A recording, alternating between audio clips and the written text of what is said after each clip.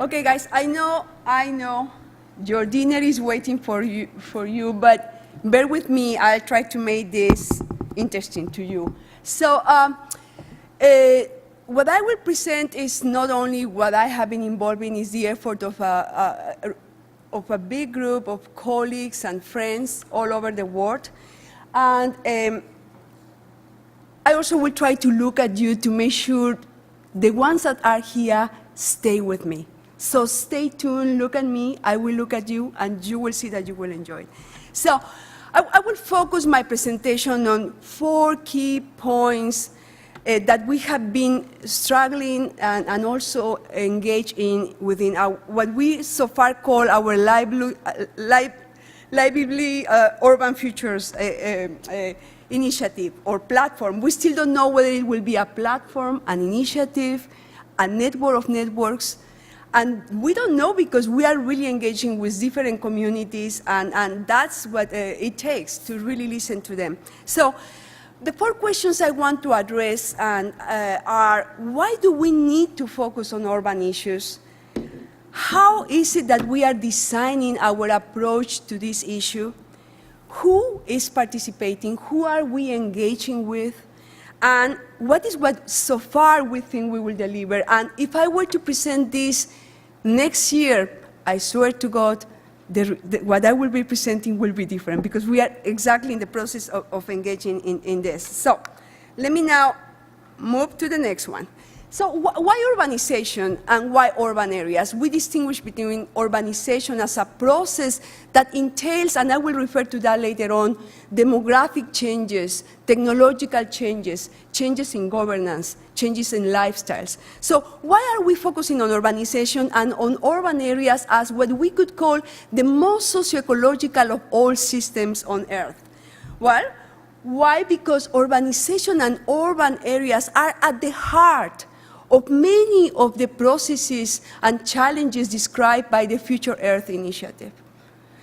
And this is an example of work we did at NCAR, where we built a cluster of countries, 72 countries. I need to look at you, it's not there. 72 countries. We use drivers of emissions such as GDP, population, and urban population. And we cluster countries, and you see there the hubs, we call the hubs, are the greens on the top right of the screen. And on the other, the bottom left, you have the hub nodes. So what is interesting here is that even if you use CO2 per capita or total CO2 emissions per country, you see a correlation between urbanization and CO2 emissions. The more urbanized the country, the more industrialized the country, the higher its emissions. This, even though we also corroborated, we also found that there is that the Kuznets curve takes place, meaning these super green countries have been able to reduce the amount of emissions they produce per unit of production. So this is one reason, but there are many other reasons. I mean, urban areas and urbanization are also at the heart of many of the processes we are experiencing with the water cycle, with biodiversity, with the carbon cycle, with many of the key elements of our Earth that we are changing at unprecedented ways. So why also urban areas and urbanization? And this is something we did for UN Habitat for a report they published in 2011. And what we did was to use an index of hazard risk. And we just built a cumulative score based on the risk of being exposed to cyclones, flooding, landslides, and drought. The more you go to the red areas, the higher the risk. We then just overlaid those data with the location of cities of 1 million and more inhabitants. And 2 findings are key here. Oh, sorry, I'm not moving that. Sorry. I need to be careful because, okay, two findings are of relevance here. First, risks have an urban face. The second key finding is that cities from the south, cities from the middle and low-income countries are at higher risk. I cannot share with you the data, but we also have data showing that many of the studies on risk and vulnerability focus on Europe and the US. But that said, cities are also sources of innovations and experiments. It is there where we have universities. It is there where we have many of the changes that might offer prospects for moving our system away from this unsustainable path. But for us to move there, we need to start by changing the way we do science. And within our just now it is the Urbanization and Global Environmental Change Group, but we want to call it, we have many titles, right? We have Future Urban Earth, we have Healthy Urban Futures. We have many titles, so we will decide on that. But something we are convinced of as a group is that the way to affect change is to start by yourself, is to start by changing the way in which you do science. And we are engaging in that. We really want to move away from the traditional way of doing science, whereby we had at the global level these core projects. UJEC was one of those core projects where we were a bunch, I was not part of it, but we were a bunch of social scientists that more or less cared and wanted to engage with different communities, but were not so able to do that. The same can be said of other communities within this global environmental change community. We could say, and I was part of the Global Carbon Project, it is a bunch of excellent physical scientists that are, need to go beyond their boundary and their comfort zone to really engage not only in quantifying carbon, but also in understanding drivers of change. And humans are key drivers of change. So what we want to do, and you see it in this beautiful slide that Thomas did, we want to move away from this idea of core projects. This is the how, right? To develop a platform, a network of networks that is flexible, that is open to what is emerging within different communities of practice and different regions of the world, and that is also able to focus on flagship activities and to engage in a conversation with different levels of thinking, of different ways of knowing, different communities of practice. So, and this is the way we want to represent that. We want to not only have the typical approach we used to have, whereby it was ASU, which is Arizona State University, the hub of the urbanization project. We want to have a hub in North America, another in Latin America. There is some conversations about having 2 or 3 in Africa, Asia. Many countries, at least 3 countries are interested. East Europe is not yet there. We need to see how we do it.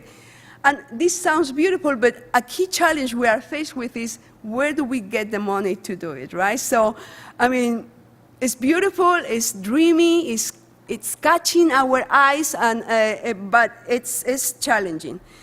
So we also have created a small transitions team, and we are in the process of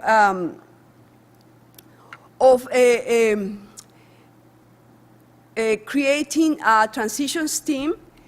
And some of the activities we have been involved in are a combination of synthesis efforts whereby we take stock and we say, where are we now? What is what we have achieved? And what is what we need to do? So we have already a couple of synthesis efforts with some products. We also have been holding scoping workshops and meetings. We had one in February of 2014 in London.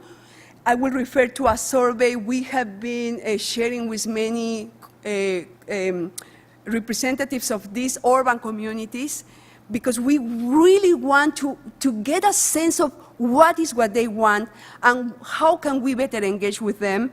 We held our synthesis conference in Taipei in November. And we are in the process, as I told you, of establishing a transitions team. And we are working hard to not only have representation from physical, social scientists, and the humanities, but also of engineers who are key designers of the cities of the present and of the future. And we intend to hold another scoping workshop in Boulder at NCAR. I'm very happy to hold it, so whoever wants to participate can go there. And again, our goal is to take stock, to follow up carefully what Future Earth is doing, to learn from them, to also challenge them, to learn from the communities we are working with, to combine what we call top-down with bottom-up approaches. Who is, I mean, that's the next question, who is involved in our current efforts? I mean, I could say that we have three, there are many ways to classify these communities. We have global, supranational, and national urban networks, such as the UCCRN, that has a set of cities and networks and stakeholders all over the world. APN and ACCRN are communities that are more focused on Asia. GCP has an urban idea that is still trying to crystallize. We had a conversation with them, and they want to engage with us with a focus on urban carbon issues. And we have existing communities. We also want to make sure that we engage with decision makers, with city players. And here is where I have this other list. I won't read it, but just examples. ICLE is a global community network NGO that has a lot of presence in many cities all over the world. Another example is the 100 Cities Resilience Alliance of the Rockefeller, and we are engaging in conversations with them. The process is taking longer than we hope, and we want for it to be, but we know that this is the way things are. And okay, let me really refer to my last question. So what is what we so far have in mind? Where we see us moving in terms of products, in terms of next steps? So in London, we drafted together our mission. What we want to do is to champion science that supports but also challenges action. We want to also do it by reflecting the centrality of the urban and of urbanization in transforming our current pathways to sustainable development. So what can I tell you also about the what? Based on our online, I mean, what we did with our survey, which has been online, but we also have asked participants in our meetings to answer it. We drafted 5 questions that in somehow follow what you guys did. I mean, we are really following the Future Earth process, right? So the questions are, what are for our stakeholders and our communities of practice and our colleagues the key urban research and policy questions we should focus on? What are the needs for future urban research? Who are and could be our partners? What other critical components of research and of co-produced science we need to focus on that we have not considered so far? And I'm really excited to see that we are really getting many good and many great ideas. couldn't be able to bring them all. I mean, but I will share with you some questions we have been able to articulate based on that input. And of course, how can local and regional science and policy communities be best involved? And here, a key challenge is not only given by the fact that there is no money, and particularly Africa, Latin America, and some South Asia do not have the resources that the US and Europe have, but it is also true that the way they do science is very rich, but it's not the way other communities do science. So we need to also be able to capture that energy and to do it in a meaningful way. So some examples, just to close, of questions.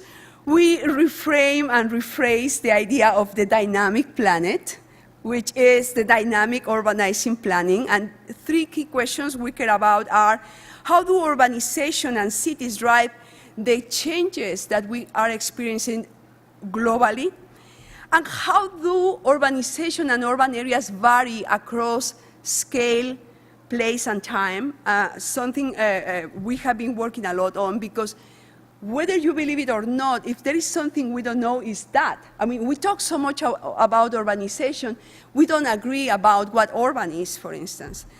What are key risks and tipping points? Now, as for the big theme of global urban development, we have 2 questions so far that we think capture what we have been discussing with our community. One is, how does global environmental change affect urban populations, livelihoods, economic activities, and infrastructures? Infrastructures are the material stuff that keeps cities together, and are a material stuff that we have understudied within the community. And how vulnerable or adaptable are all these to the changes underway? As for and we call it urban transformations. And I know, I mean, if rural people come, they will say everything is rural or everything is governance, but that's the way it is. And we just want to engage with you guys, but also with our other communities. So 2 key questions so far. What are the limits, barriers, and opportunities to transition to a more sustainable and resilient urban world? What lifestyles, ethics, and approaches to sustainable, economically successful, and livable cities are compatible with a transition to global sustainability? It's not a trivial question, by the way. What products we have so far? We have already a special issue on urban carbon. What we did was to bring 3 communities, engineers and industrial ecologists, physical scientists and social scientists, to bear on the question of urban carbon. And it's interesting, we talk so much about, oh, we need to come together, but let me tell you something. The mental models of the ones participating at the workshop that resulted in that special issue are so different. Just to give you an example, for engineers, carbon is an input. It can also be an output. For social scientists, it's a natural resource. For physical scientists, it's a flux, a flow, and also a pull. I mean, we are talking about 3 different approaches, and I could go ad nauseum, but I can tell you, we have different mental models, and we need to discuss them and to engage in that conversation for us to understand each other and to understand other communities. Based on that, is that we want to develop this book that Thomas Elmquist is leading on what is urban, because we are aware that there are many answers to that question. And last but not least, I mean, there are many other activities we are involved in, but I just wanted to highlight some of them. We want to organize a session within this, our common future under climate change big thing, and I finish on time. So, thank you.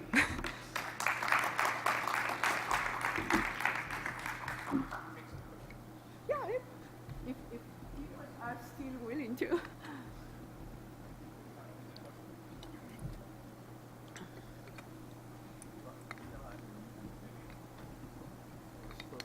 Oh, yes. Okay. Thank you for your patience.